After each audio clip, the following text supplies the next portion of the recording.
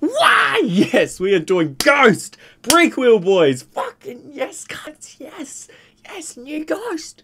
New Ghost! As ever with Ghost, the customary reedy delivery of Tobias Forge or Papa Emeritus or Papa Roach is the base from which really infectious melodies are sung. And melodically, in a lot of ways, this does mirror Meloria's anthemic power into a brighter, glitzier background. The choruses generally being tamer, but the instrumentation much more vibrant and rich. Boys, yes, rich, the money, the money.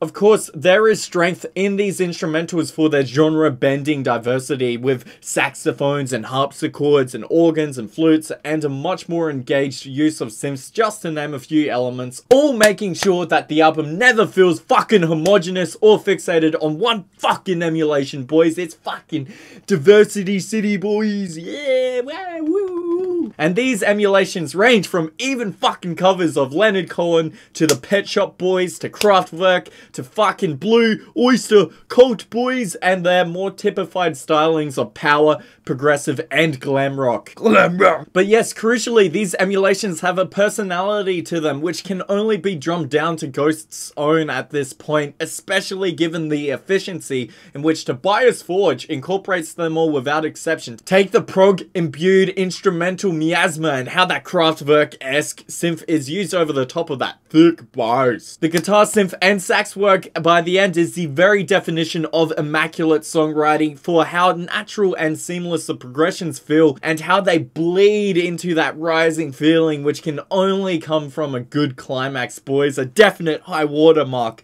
for this band, especially instrumentally. Faith is another standout instrumentally with these thick guitar leads waltzing behind a refrain and melody that remains genuinely catchy throughout. I am the one. This song in particular feels so much more impactful for that engaging tempo, those thick breeds of fucking guitar leads and those power metal arpeggiated noodling solos, making me wish that this album was more holistically focused on this more evil, fucking darker breed of British metal. Put simply, the instrumentals here are executed with consummate professionalism. Take the drumming in one song like See the Light and how satisfying his punchy feels and groovy tempos are for providing the foundation for yet another infectious chorus. And if you thought their earlier albums were cheesy, nah man, nothing compared to this. Nothing, nothing, nothing. Nothing! Nothing! Nothing! This is a fucking exercise in cheese, so much so that it almost feels self-aware and ironic in just how balls to the wall it goes, especially with the doubling up of Dance Macabre and fucking Pro Memoria, and how unabashedly reliant those two songs are on Papa's customary thin delivery to, well, you know, fucking deliver the goods, mate, fucking, which they don't, you know, they don't, simply because don't you forget about dying, don't you forget about your friend death, don't you forget that you will die. As a fucking chorus is the flattest, most uninspired piece of shit fucking thing in the world, not to mention the laziness in lyricism here, like, whack. And Dance Macabre really isn't better. In fact, it's worse. I mean, the only thing I really enjoy about this song is the bass work, which remains an ever-present highlight throughout this album, humming underneath even the more gutless of cuts here with convincing thickness that is otherwise lacking. And again, I do hate how reliant this song is on the vocal work in particular, and the chorus, when neither are worthy of praise, even despite the successful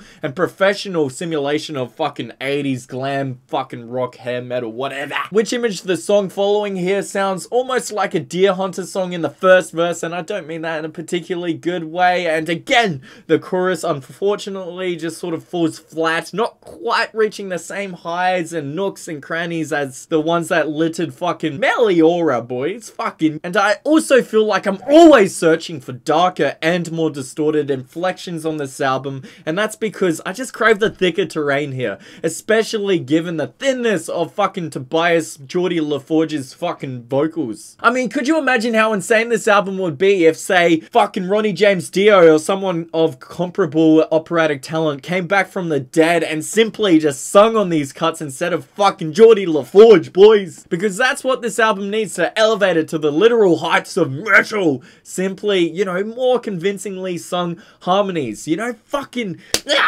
So as ever for me, the lack of impact in the vocals mars the massive potential of this band, despite the complementing and colourful instrumentation they found here. Don't get me wrong, I am really glad for the fucking cross-section of the influences he incorporated here and how unique this album is as a result, especially given the lawsuit and being completely in charge of another fucking band, basically, considering the change in personnel. It's all very impressive, but what isn't is the inconsistency in the back half with the flatter, lazier examples of the songwriting, especially in the choruses. I will say, I knew I never ever wanted to hear another ballad from this band, and so I was very skeptical going into Life Eternal, but that chorus...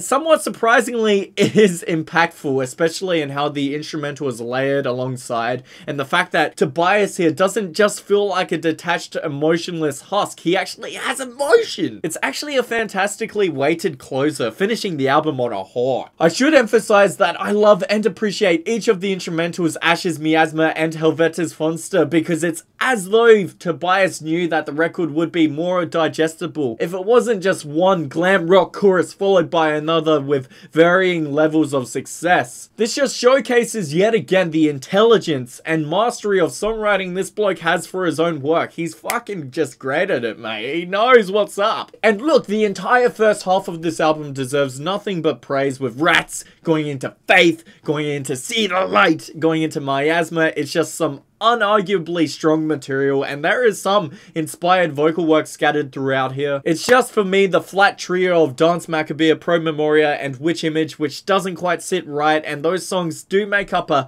sizable block of the album without respite, boys. Yet even still, I do appreciate individual elements in each, like the bass in Dance Macabre or the guitar leads in Piano and Pro Memoria. So all in all, this is pretty fucking great. Not to mention, Witch Image did grow on me, so you know, fucking pretty fucking great, mate. Pretty fucking great. Pretty fucking great. What do you expect? It's Ghost, boys. It's Ghost. It's pretty fucking great. Yeah. Okay, so pretty fucking great out of 5. Nah, not really, but yeah, this would be a fucking... I haven't thought about this, boys. 3.8, boys. I'm gonna give this a fucking 3.8. Yeah, too easy. So, yes, that's the fucking review. Too easy, boys. This album was just fun as fuck. It was fun as fuck. I loved it in so many ways. You know, just a couple songs, just, yeah, you know, but other ones, yes. So, there you go. Too easy, boys.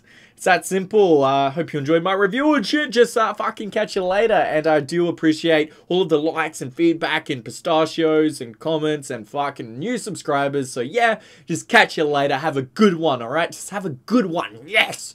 Yes! Wow!